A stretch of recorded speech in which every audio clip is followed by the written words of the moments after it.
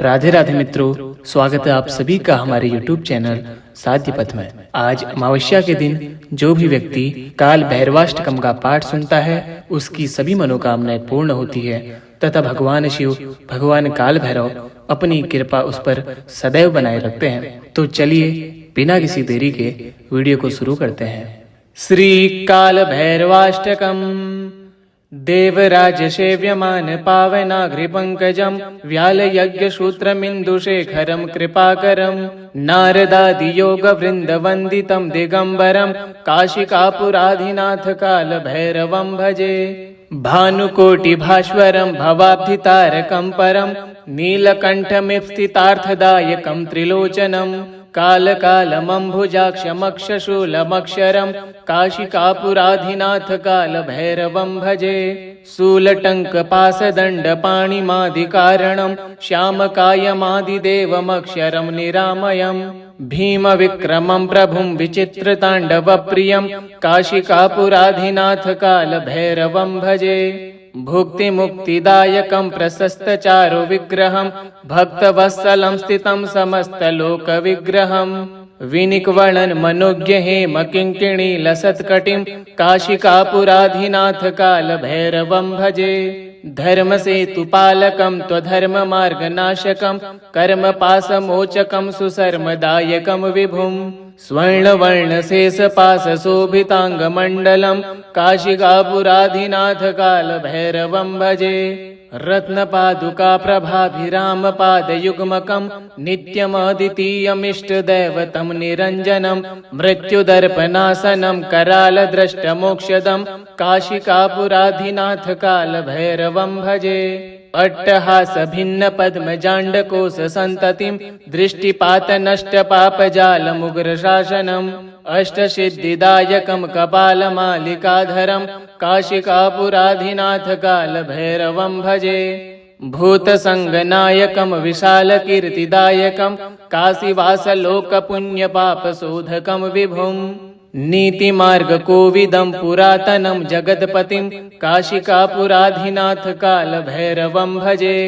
कालभैरवाष्टकं पठन्ति ये मनोहरं ज्ञानमुक्तिसाधनं विचित्रपुण्यवर्धनं शोकमोहदैन्यलोभकोपतापनाशनं प्रियान्ति कालभैरवाङ्घ्रिसन्निधिं नराध्रुवम् देवराज सेव्यमान पावनाघ्रिपङ्कजं व्यालयज्ञसूत्रमिन्दुशेखरं कृपाकरं नारदादियोगवृन्दवन्दितं दिगम्बरं काशिकापुराधिनाथ कालभैरवं भजे। भानुकोटिभास्वरं भवाब्धितारकं परं नीलकण्ठमिप्सितार्थदायकं त्रिलोचनं कालकालमम्भुजाक्षमक्षशूलमक्षरं काशिकापुराधिनाथ कालभैरवं भजे। शूलटङ्कपाशदण्डपाणिमादिकारणं श्यामकायमादिदेवमक्षरं निरामयम् भीमविक्रमं प्रभुं विचित्रताण्डवप्रियं काशिकापुराधिनाथ कालभैरवं भजे। भुक्तिमुक्तिदायकं प्रशस्तचारु विग्रहं भक्तवत्सलं स्थितं समस्तलोकविग्रहं विनिक्वणन् मनोज्ञ हेम किङ्किणी लसत्कटिं काशिकापुराधिनाथ कालभैरवं भजे। धर्मसेतुपालकं त्वधर्ममार्गनाशकं कर्मपाशमोचकं सुशर्मदायकं विभुं स्वर्णवर्णशेषपाशशोभिताङ्गमण्डलं काशिकापुराधिनाथ कालभैरवं भजे। रत्नपादुकाप्रभाभिरामपादयुग्मकं नित्यमद्वितीयमिष्टदैवतं निरञ्जनं मृत्युदर्पणासनं करालद्रष्टमोक्षदं काशिकापुराधिनाथ कालभैरवं भजे। अट्टहासभिन्नपद्मजाण्डकोशसन्ततिं दृष्टिपातनष्टपापजालमुग्रशासनम् अष्टसिद्धिदायकं कपालमालिकाधरं काशिकापुराधिनाथ कालभैरवं भजे। भूतसङ्गनायकं विशालकीर्तिदायकं काशीवासलोकपुण्यपापशोधकं विभुं नीतिमार्गकोविदं पुरातनं जगत्पतिं काशिकापुराधिनाथ कालभैरवं भजे। कालभैरवाष्टकं पठन्ति ये मनोहरं ज्ञानमुक्तिसाधनं विचित्रपुण्यवर्धनं शोकमोहदैन्यलोभकोपतापनाशनं प्रियान्ति कालभैरवाङ्घ्रिसन्निधिं नराध्रुवम् देवराजसेव्यमान पावनाघ्रिपङ्कजं व्यालयज्ञसूत्रमिन्दुशेखरं कृपाकरं नारदादियोगवृन्दवन्दितं दिगम्बरं काशिकापुराधिनाथकालभैरवं भजे भानुकोटिभास्वरं भवाब्धितारकं परं नीलकण्ठमिप्सितार्थदायकं त्रिलोचनं कालकालमम्भुजाक्षमक्षशूलमक्षरं काशिकापुराधिनाथकालभैरवं भजे शूलटङ्कपासदण्डपाणिमादिकारणं श्यामकायमादिदेवमक्षरं निरामयम् भीमविक्रमं प्रभुं विचित्रताण्डवप्रियं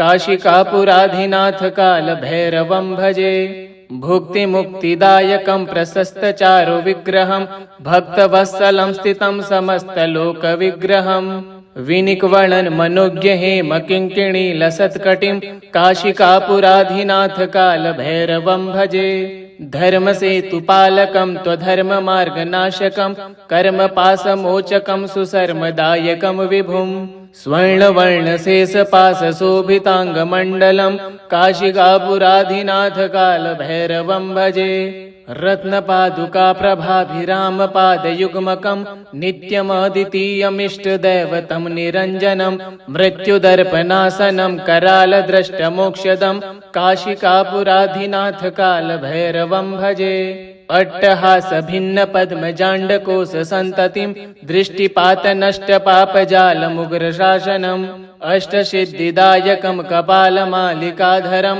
काशिकापुराधिनाथकालभैरवं भजे भूतसङ्गनायकं विशालकीर्तिदायकं काशीवासलोकपुण्यपापशोधकं विभुं नीतिमार्गकोविदं पुरातनं जगत्पतिं काशिकापुराधिनाथकालभैरवं भजे कालभैरवाष्टकं पठन्ति ये मनोहरं ज्ञानमुक्तिसाधनं विचित्रपुण्यवर्धनं शोकमोहदैन्यलोभकोपतापनाशनं प्रियान्ति कालभैरवाङ्घ्रिसन्निधिं नराध्रुवम् देवराजसेव्यमान पावनाघ्रिपङ्कजं व्यालयज्ञसूत्रमिन्दुशेखरं कृपाकरं नारदादियोगवृन्दवन्दितं दिगम्बरं काशिकापुराधिनाथकालभैरवं भजे भानुकोटिभास्वरं भवाब्धितारकं परं नीलकण्ठमिप्सितार्थदायकं त्रिलोचनं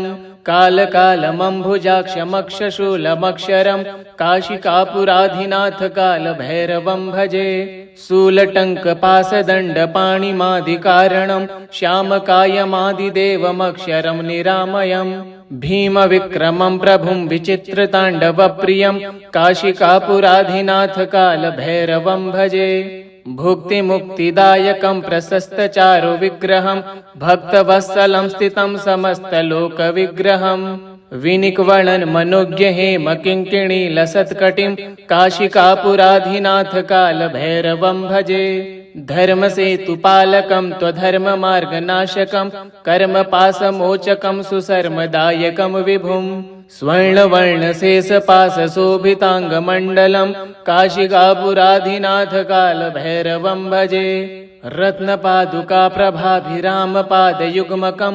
नित्यमद्वितीयमिष्टदैवतं निरञ्जनं मृत्युदर्पणासनं करालद्रष्टमोक्षदं काशिकापुराधिनाथकालभैरवं भजे अट्टहासभिन्नपद्मजाण्डकोशसन्ततिं दृष्टिपातनष्टपापजालमुग्रशासनम् अष्टसिद्धिदायकं कपालमालिकाधरं काशिकापुराधिनाथकालभैरवं भजे भूतसङ्गनायकं विशालकीर्तिदायकं काशीवासलोकपुण्यपापशोधकं विभुं नीतिमार्गकोविदं पुरातनं जगत्पतिं काशिकापुराधिनाथकालभैरवं भजे कालभैरवाष्टकं पठन्ति ये मनोहरं ज्ञानमुक्तिसाधनं विचित्रपुण्यवर्धनं शोकमोहदैन्यलोभकोपतापनाशनं प्रियान्ति कालभैरवाङ्घ्रिसन्निधिं नराध्रुवम्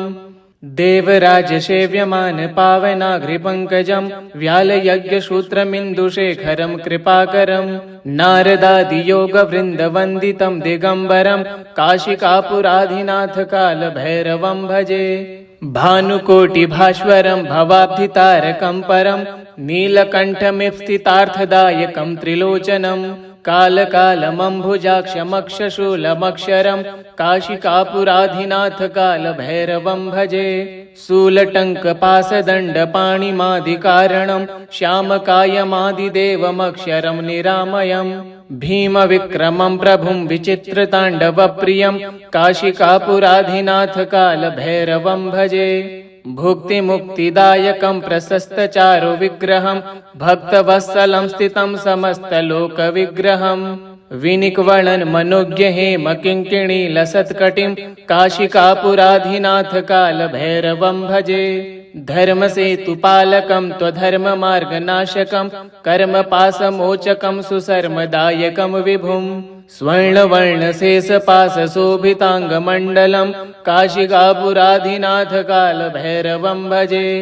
रत्नपादुकाप्रभाभिरामपादयुग्मकं नित्यमद्वितीयमिष्टदैवतं निरञ्जनं मृत्युदर्पणासनं करालद्रष्टमोक्षदं काशिकापुराधिनाथकालभैरवं भजे।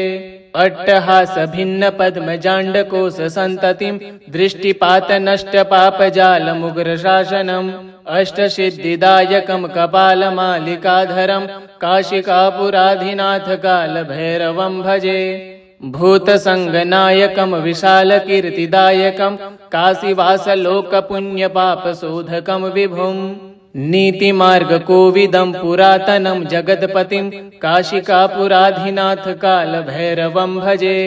कालभैरवाष्टकं पठन्ति ये मनोहरं ज्ञानमुक्तिसाधनं विचित्रपुण्यवर्धनं शोकमोहदैन्यलोभकोपतापनाशनं प्रियान्ति कालभैरवाङ्घ्रिसन्निधिं नराध्रुवम् देवराजसेव्यमान पावनाघ्रिपङ्कजं व्यालयज्ञसूत्रमिन्दुशेखरं कृपाकरं नारदादियोगवृन्दवन्दितं दिगम्बरं काशिकापुराधिनाथकालभैरवं भजे। भानुकोटिभास्वरं भवाब्धितारकं परं नीलकण्ठमिव स्थितार्थदायकं त्रिलोचनं कालकालमम्भुजाक्षमक्षशूलमक्षरं काशिकापुराधिनाथकालभैरवं भजे। शूलटङ्कपासदण्डपाणिमादिकारणं श्यामकायमादिदेवमक्षरं निरामयं भीमविक्रमं प्रभुं विचित्रताण्डवप्रियं काशिकापुराधिनाथकालभैरवं भजे। भुक्तिमुक्तिदायकं प्रशस्तचारुविग्रहं भक्तवत्सलं स्थितं समस्तलोकविग्रहं विनिक्वणन् मनोज्ञहेमकिङ्किणीलसत्कटिं काशिकापुराधिनाथकालभैरवं भजे। धर्मसेतुपालकं त्वधर्ममार्गनाशकं कर्मपाशमोचकं सुशर्मदायकं विभुं स्वर्णवर्णशेषपाशशोभिताङ्गमण्डलं काशिकापुराधिनाथकालभैरवं भजे। रत्नपादुकाप्रभाभिरामपादयुग्मकं नित्यमद्वितीयमिष्टदैवतं निरञ्जनं मृत्युदर्पणासनं करालद्रष्टमोक्षदं काशिकापुराधिनाथकालभैरवं भजे।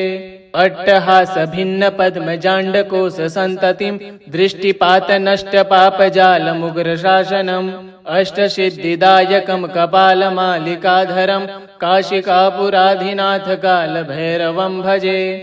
भूतसङ्गनायकं विशालकीर्तिदायकं काशीवासलोकपुण्यपापशोधकं विभुं नीतिमार्गकोविदं पुरातनं जगत्पतिं काशिकापुराधिनाथकालभैरवं भजे। कालभैरवाष्टकं पठन्ति ये मनोहरं ज्ञानमुक्तिसाधनं विचित्रपुण्यवर्धनं शोकमोहदैन्यलोभकोपतापनाशनं प्रियान्ति कालभैरवाङ्घ्रिसन्निधिं नराध्रुवम् देवराजसेव्यमान पावनाघ्रिपङ्कजं व्यालयज्ञसूत्रमिन्दुशेखरं कृपाकरं नारदादियोगवृन्दवन्दितं दिगम्बरं काशिकापुराधिनाथकालभैरवं भजे। भानुकोटिभास्वरं भवाब्धितारकं परं नीलकण्ठमिव स्थितार्थदायकं त्रिलोचनं कालकालमम्भुजाक्षमक्षशूलमक्षरं काशिकापुराधिनाथकालभैरवं भजे। शूलटङ्कपासदण्डपाणिमादिकारणं श्यामकायमादिदेवमक्षरं निरामयम् भीमविक्रमं प्रभुं विचित्रताण्डवप्रियं काशिकापुराधिनाथकालभैरवं भजे भुक्तिमुक्तिदायकं प्रशस्तचारुविग्रहं भक्तवत्सलं स्थितं समस्तलोकविग्रहम् विनिक्वणन् मनोज्ञ हेम किङ्किणी लसत्कटिं काशिकापुराधिनाथकालभैरवं भजे धर्मसेतुपालकं त्वधर्ममार्गनाशकं कर्मपाशमोचकं सुसर्मदायकं विभुं स्वर्णवर्णशेषपाशशोभिताङ्गमण्डलं काशिकापुराधिनाथकालभैरवं भजे रत्नपादुकाप्रभाभिरामपादयुग्मकं नित्यमद्वितीयमिष्टदैवतं निरञ्जनं मृत्युदर्पणासनं करालद्रष्टमोक्षदं काशिकापुराधिनाथकालभैरवं भजे अट्टहासभिन्नपद्मजाण्डकोशसन्ततिं दृष्टिपातनष्टपापजालमुग्रशासनम् अष्टसिद्धिदायकं कपालमालिकाधरं काशिकापुराधिनाथकालभैरवं भजे भूतसङ्गनायकं विशालकीर्तिदायकं काशीवासलोकपुण्यपापशोधकं विभुं नीतिमार्गकोविदं पुरातनं जगत्पतिं काशिकापुराधिनाथकालभैरवं भजे कालभैरवाष्टकं पठन्ति ये मनोहरं ज्ञानमुक्तिसाधनं विचित्रपुण्यवर्धनं शोकमोहदैन्यलोभकोपतापनाशनं प्रियान्ति कालभैरवाङ्घ्रिसन्निधिं नराध्रुवम् देवराजसेव्यमान पावनाघ्रिपङ्कजं व्यालयज्ञसूत्रमिन्दुशेखरं कृपाकरं नारदादियोगवृन्दवन्दितं दिगम्बरं काशिकापुराधिनाथकालभैरवं भजे भानुकोटिभास्वरं भवाब्धितारकं परं नीलकण्ठमिप्सितार्थदायकं त्रिलोचनं कालकालमम्भुजाक्षमक्षशूलमक्षरं काशिकापुराधिनाथकालभैरवं भजे शूलटङ्कपासदण्डपाणिमादिकारणं श्यामकायमादिदेवमक्षरं निरामयम् भीमविक्रमं प्रभुं विचित्रताण्डवप्रियं काशिकापुराधिनाथकालभैरवं भजे भुक्तिमुक्तिदायकं प्रशस्तचारुविग्रहं भक्तवत्सलं स्थितं समस्तलोकविग्रहम् विनिक्वणन् मनोज्ञ हेम किङ्किणी लसत्कटिं काशिकापुराधिनाथकालभैरवं भजे धर्मसेतुपालकं त्वधर्ममार्गनाशकं कर्मपाशमोचकं सुसर्मदायकं विभुं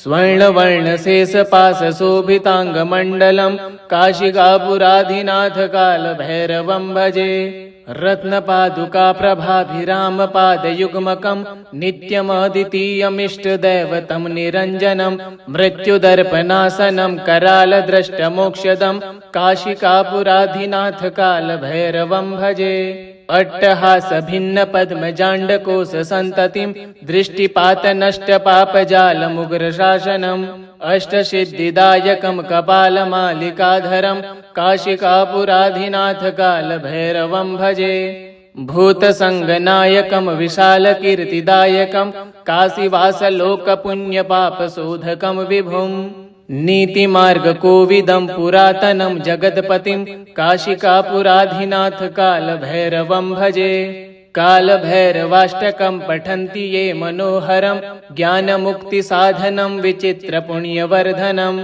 शोकमोहदैन्यलोभकोपतापनाशनं प्रियान्ति कालभैरवाङ्घ्रिसन्निधिं नराध्रुवम् देवराजसेव्यमान पावनाघ्रिपङ्कजं व्यालयज्ञसूत्रमिन्दुशेखरं कृपाकरं नारदादियोगवृन्दवन्दितं दिगम्बरं काशिकापुराधिनाथकालभैरवं भजे भानुकोटिभास्वरं भवाब्धितारकं परं नीलकण्ठमिप्सितार्थदायकं त्रिलोचनं कालकालमम्भुजाक्षमक्षशूलमक्षरं काशिकापुराधिनाथकालभैरवं भजे शूलटङ्कपासदण्डपाणिमादिकारणं श्यामकायमादिदेवमक्षरं निरामयम् भीमविक्रमं प्रभुं विचित्रताण्डवप्रियं काशिकापुराधिनाथकालभैरवं भजे भुक्तिमुक्तिदायकं प्रशस्तचारु विग्रहं भक्तवत्सलं स्थितं समस्तलोकविग्रहम्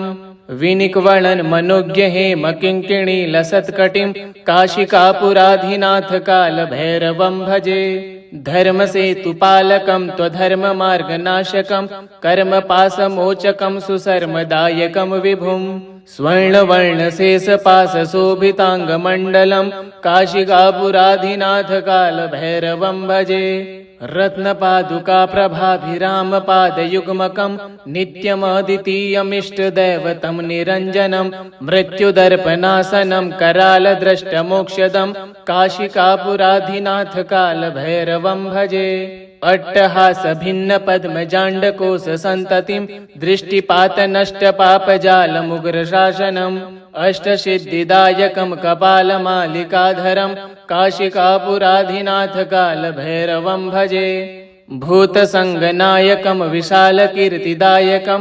काशीवासलोकपुण्यपापशोधकं विभुं नीतिमार्गकोविदं पुरातनं जगत्पतिं काशिकापुराधिनाथ कालभैरवं भजे कालभैरवाष्टकं पठन्ति ये मनोहरं ज्ञानमुक्तिसाधनं विचित्रपुण्यवर्धनं शोकमोहदैन्यलोभकोपतापनाशनं प्रयान्ति कालभैरवाङ्घ्रिसन्निधिं नराध्रुवम् देवराजसेव्यमान पावनाघ्रिपङ्कजं व्यालयज्ञसूत्रमिन्दुशेखरं कृपाकरं नारदादियोगवृन्दवन्दितं दिगम्बरं काशिकापुराधिनाथ कालभैरवं भजे भानुकोटिभास्वरं भवाब्धितारकं परं नीलकण्ठमिप्सितार्थदायकं त्रिलोचनं कालकालमम्भुजाक्षमक्षशूलमक्षरं काशिकापुराधिनाथ कालभैरवं भजे शूलटङ्कपाशदण्डपाणिमादिकारणं श्यामकायमादिदेवमक्षरं निरामयम् भीमविक्रमं प्रभुं विचित्रताण्डवप्रियं काशिकापुराधिनाथ कालभैरवं भजे भुक्तिमुक्तिदायकं प्रशस्तचारु विग्रहं भक्तवत्सलं स्थितं समस्तलोकविग्रहम् विनिक्वणन् मनोज्ञ हेम किङ्किणी लसत्कटिं काशिकापुराधिनाथ कालभैरवं भजे धर्मसेतुपालकं त्वधर्ममार्गनाशकं कर्मपाशमोचकं सुशर्मदायकं विभुं स्वर्णवर्णशेषपाशशोभिताङ्गमण्डलं काशिकापुराधिनाथ कालभैरवं भजे रत्नपादुका प्रभाभिरामपादयुग्मकं नित्यमद्वितीयमिष्टदैवतं निरञ्जनं मृत्युदर्पणासनं करालद्रष्टमोक्षदं काशिकापुराधिनाथ कालभैरवं भजे अट्टहासभिन्नपद्मजाण्डकोशसन्ततिं दृष्टिपातनष्टपापजालमुग्रशासनम् अष्टसिद्धिदायकं कपालमालिकाधरं काशिकापुराधिनाथ कालभैरवं भजे भूतसङ्गनायकं विशालकीर्तिदायकं काशीवासलोकपुण्यपापशोधकं विभुं नीतिमार्गकोविदं पुरातनं जगत्पतिं काशिकापुराधिनाथ कालभैरवं भजे कालभैरवाष्टकं पठन्ति ये मनोहरं ज्ञानमुक्तिसाधनं विचित्रपुण्यवर्धनं शोकमोहदैन्यलोभकोपतापनाशनं प्रयान्ति कालभैरवाङ्घ्रिसन्निधिं नराध्रुवम् देवराजसेव्यमान पावनाघ्रिपङ्कजं व्यालयज्ञसूत्रमिन्दुशेखरं कृपाकरं नारदादियोगवृन्दवन्दितं दिगम्बरं काशिकापुराधिनाथ कालभैरवं भजे भानुकोटिभास्वरं भवाब्धितारकं परं नीलकण्ठमिप्सितार्थदायकं त्रिलोचनं कालकालमम्भुजाक्षमक्षशूलमक्षरं काशिकापुराधिनाथ कालभैरवं भजे शूलटङ्कपाशदण्डपाणिमादिकारणं श्यामकायमादिदेवमक्षरं निरामयम् भीमविक्रमं प्रभुं विचित्रताण्डवप्रियं काशिकापुराधिनाथ कालभैरवं भजे भुक्तिमुक्तिदायकं प्रशस्तचारु विग्रहं भक्तवत्सलं स्थितं समस्तलोकविग्रहम् विनिक्वणन् मनोज्ञ हेम किङ्किणी लसत्कटिं काशिकापुराधिनाथ कालभैरवं भजे धर्मसेतुपालकं त्वधर्ममार्गनाशकं कर्मपाशमोचकं सुशर्मदायकं विभुं स्वर्णवर्णशेषपाशशोभिताङ्गमण्डलं काशिकापुराधिनाथकालभैरवं भजे रत्नपादुकाप्रभाभिरामपादयुग्मकं नित्यमद्वितीयमिष्टदैवतं निरञ्जनं मृत्युदर्पणासनं करालद्रष्टमोक्षदं काशिकापुराधिनाथकालभैरवं भजे अट्टहासभिन्नपद्मजाण्डकोशसन्ततिं दृष्टिपातनष्टपापजालमुग्रशासनम् अष्टसिद्धिदायकं कपालमालिकाधरं काशिकापुराधिनाथकालभैरवं भजे भूतसङ्गनायकं विशालकीर्तिदायकं काशीवासलोकपुण्यपापशोधकं विभुं नीतिमार्गकोविदं पुरातनं जगत्पतिं काशिकापुराधिनाथकालभैरवं भजे कालभैरवाष्टकं पठन्ति ये मनोहरं ज्ञानमुक्तिसाधनं विचित्रपुण्यवर्धनं शोकमोहदैन्यलोभकोपतापनाशनं प्रियान्ति कालभैरवाङ्घ्रिसन्निधिं नराध्रुवम् इति श्रीकालभैरवाष्टकं श्रीभैरवार्पणमस्तु। ओम श्री कालभैरवाय नमः।